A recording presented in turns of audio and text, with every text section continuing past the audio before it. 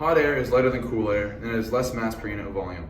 The simple scientific principle that hot air rises is what allows hot air balloons to work. Hot air balloons work because hot air rises. By heating the air inside the balloon with the burner, it becomes lighter than the cooler air on the outside.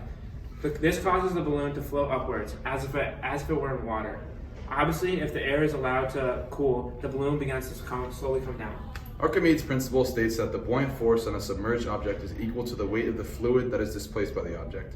Hot air balloons rise into the air because of the density of the air. Inside the balloon is less dense than the air outside the balloon.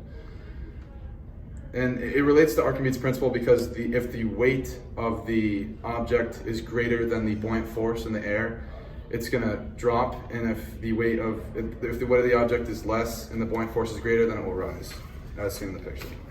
The use of hot air creates buoyancy, which generates lift. We use the blow dryer to create hot air in the bag, which is less dense than the surrounding cooler air. The difference in density between the hot air in the bag and the cool air surrounding it allows the hot air balloon to be lifted off the ground due to the buoyant force created.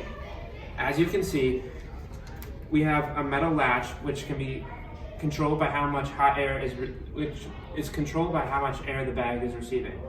By being able to control how much hot air the balloon is getting, we are able to control the height of the hot air balloon. As you can see, with the latch, when the latch is closed, the bag receives less hot air and the height decreases. Our original plan was to have the hot air balloon rise, but after trials and tests, we determined that the weight of the metal flap was too heavy, and the buoyant force, no matter what object we used to heat it up, was not big enough to make the balloon rise. Also, we used a hair dryer, but if someone were to recreate this experiment, they could use a source of renewable energy for the hot air balloon.